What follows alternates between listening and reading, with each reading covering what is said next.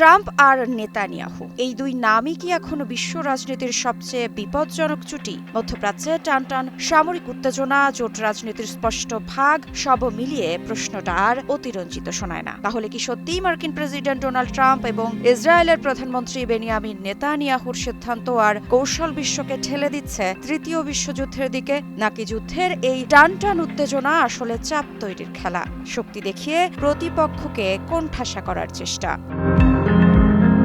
আর যদি আসল লক্ষ্য সরাসরি যুদ্ধ নাই হয়, তাহলে যুক্তরাষ্ট্রের এত সামরিক মোতায়েন, শক্তি প্রদর্শন, মিত্রদের সঙ্গে মহড়া এসব কি নিছক প্রতিরক্ষা, নাকি হিসেব করে তৈরি করা মনস্তাত্ত্বিক চাপ? এসব কি শত্রুকে ভয় দেখানোর কৌশল, নাকি অজান্তেই এমন আগুন জ্বালানো যা নিয়ন্ত্রণের বাইরে চলে যেতে পারে?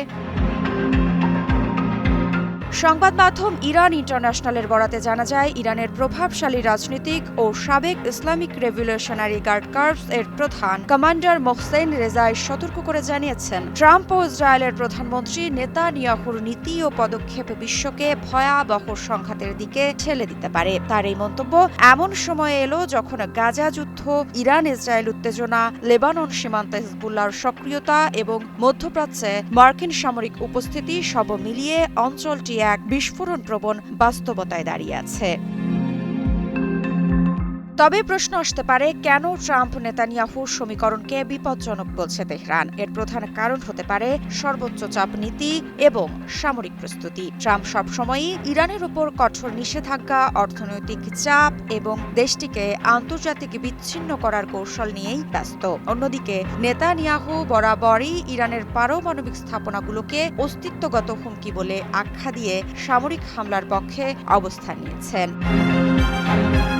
ইরান ও ইসরায়েলের লড়াই বহু বছর প্রক্সি যুদ্ধ আকারে চলেছে, সিরিয়া, লেবানন, গাজা, ইয়েমেনে। কিন্তু এখন দৃশ্যপট বদলাচ্ছে। ইসরায়েলের সরাসরি ইরানি লক্ষ্যবস্তুতে হামলা, এরপর ইসরায়েলকে লক্ষ্য করে ইরানের পক্ষ থেকে ড্রোন ও মিসাইল ব্যবহারের নজির, এছাড়া যুদ্ধজাহাজ মোতায়েন, সামরিক মহড়া, সবকিছু মিলিয়ে বিশ্ব যেন এক নতুন যুদ্ধের দ্বারপ্রান্তে।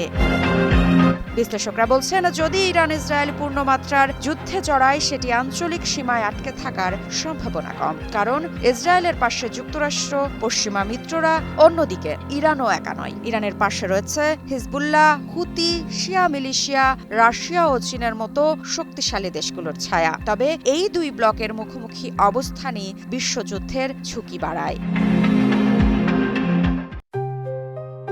JBS holdings limited.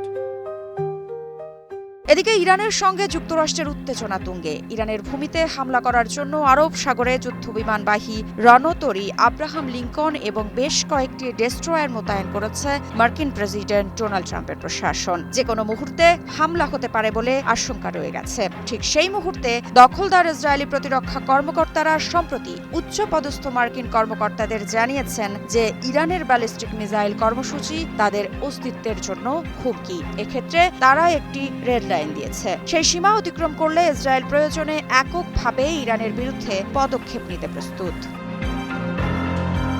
তাই ট্রাম্প ও নেতানিয়াহুকে ঘিরে বিশ্বযুদ্ধ শব্দটি নাটকীয় শোনালেও মধ্যপ্রাচ্যে এখন এমন এক বারুদের স্তূপ, যেখানে একটি ভুল সামরিক হিসাব পুরো অঞ্চলকে টেনে নিতে পারে বহুপাক্ষিক সংঘাতে। এখন প্রশ্ন একটাই, বিশ্ব কূটনীতির পথে হাঁটবে নাকি শক্তির প্রদর্শনে? ঋত্বিকা সিনহা বিশ্বাস, নিউজ 24।